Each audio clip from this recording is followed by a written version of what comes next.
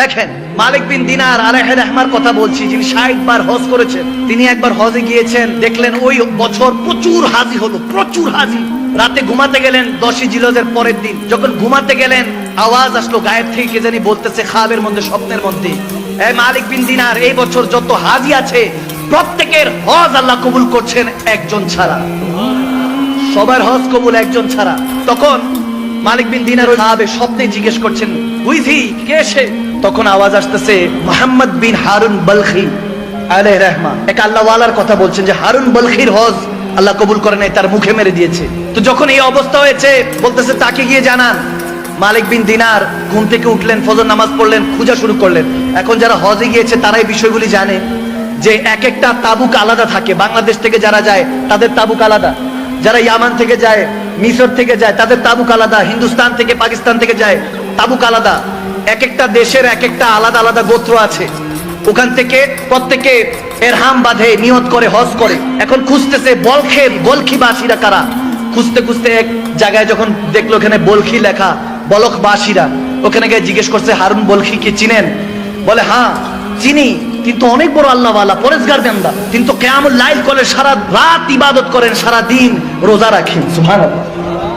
এরকম অবস্থা, এত ইবাদত গুজার। বলতেছে বলেন কি? বলে ওনার ঠিকানা কই? বলে হুজুর যে পাহাড়ে গেলে একটা ছোট্ট ঘরে দেখবেন ইবাদত করছে মনে হয়। গেল হযরত মালিক বিন দিনার কাছে গিয়ে দেখতেছে এখন ইবাদত করছে। যখন ইবাদত করছে নামাজ সালাম ফিরালো, সালাম দিলেন মালিক বিন দিনার, আসসালামু আলাইকুম ইয়া মুহতারাম। তিনি ওয়া আলাইকুম আসসালাম ইয়া মালিক বিন দিনার বলেন। সুবহানাল্লাহ। বলে আপনি আমাকে চিনেন নাকি? বলে জি, যিনি আপনাকে পাঠিয়েছেন আমি তারই বান্দা। যখন মালিক বিন দিনার বলে আপনি এত পরেজগার ব্যক্তি, আপনি জানেন আমি কে? বলে এটাও জানি, নিশ্চয়ই কেউ না কেউ খাবে আপনাকে বলেছে যে আমার হজ এই বছরও কবুল হয় নাই। অবাক হয়ে গেলেন, স্ট্রেঞ্জ হয়ে গেলেন। বলে ব্যাপার কি?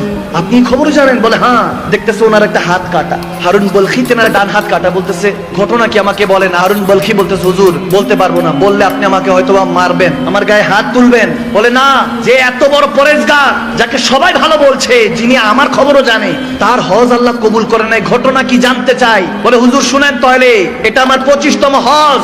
আমি 24 বছর ধরে হজ করছি। কেউ না কেউ আল্লাহ ওয়ালা এসে আমাকে বলে দিয়ে যাচ্ছে তোমার হজ আল্লাহ কবুল করে নাই। হারুন বলকি তোমার হজ তোমার মুখে মেরে দেওয়া হয়েছে। নাউজুবিল্লাহ। আল্লাহ কবুলই করে নাই। তিনি কান্না করে উঠলেন, হাউমাউ করে উঠলেন। বলে হুজুর 25 বছর আগে আমি শরাবী ছিলাম, শরাব পান করতাম, মদ পান করতাম, বেহুশ হয়ে থাকতাম, খুদের মধ্যে থাকতাম না, বেখুদ হয়ে যেতাম। হুজুর আমার হুশ থাকতো না। রমজানের ওয়াক্ত ছিল, সবাই ইফতারের জন্য তৈরি করছে, নিজেদেরকে প্রস্তুত করছে। আমি মদ পান করে যখন ঘরে প্রবেশ করলাম, ক্ষুধা পেয়েছে, খাবারের জন্য যখন হাত বাড়াচ্ছি, মাকে বললাম রুটি দাও, গোশত দাও। মা বললো শরম করো, হায়া করো, লজ্জা করো, সবাই রোজাদার, তুমি কেমনি ভাবে বেরোজদার মদ পান করে এসে তামাশা করছো? হায়া করো, লজ্জা করো। যখন বলছে, দেখেন অনেকে, আমি এই জায়গায় একটা কথা বলি, কোন মা বাবা যদি তার সন্তানের সাথে কথা বলতে কার্পণ্য বোধ করে, চিন্তা করে যে আমার সন্তান এই কথাটা বললে হয়তো রাগ করতে পারে, আমি মনে করি সেই রকম সন্তানের মতো বদনসিব সন্তান আর জমিনে নেই। আওয়াজ দেয় না? ঠিক না? যে মা বাবা আপনাকে জন্ম দিল, সেই মা বাবা যদি চিন্তা করে যে আমার ছেলে আমার মেয়ে মনে হয় রাগ করবে এই কথা বললে, তার মতো বদনসিব আর নেই। মা বাবা আপনাকে হায়া করছে, আপনাকে ভয় করছে, নাউজুবিল্লাহ। তার মানে আপনার জান্নাত এখন আর সেই আল্লাহর কাছে চৌখাটে, আপনার ঘরে আর জান্নাতটা নাই। ঠিক না ভাইয়ের আমার, বাবার আমার? মা যখন বলো হায়া করো, লজ্জা করো, সে হারুন বলখি বলে হুজুর আমি এটা শুনে রাগ মাথা উঠলো, আমি একটা থাপ্পড় দিলাম আমার মাকে। নাউজুবিল্লাহ। থাপ্পড় দিলাম, আমার মাটা তরপাইতে তরপাইতে উনুন, ওইখানে আগুন ছিল, চুলার মধ্যে পড়ে গেল। আমাকে কয়েকজন ধরাধরি করে, যেহেতু নেশায় ধুত ছিলাম, খবর নাই, বেহুশ, ঘরের মধ্যে আমাকে বন্দি করলো। পরের দিন ঘুম ভাঙলো, দেখি আমার স্ত্রী ওয়াইফ ব্যাগ গুছাচ্ছে। বললাম কি ব্যাপার, কোথায় যাচ্ছ? বলে যে মায়ের সন্তান হতে পারে না, সে বউর স্বামী কিভাবে হবে?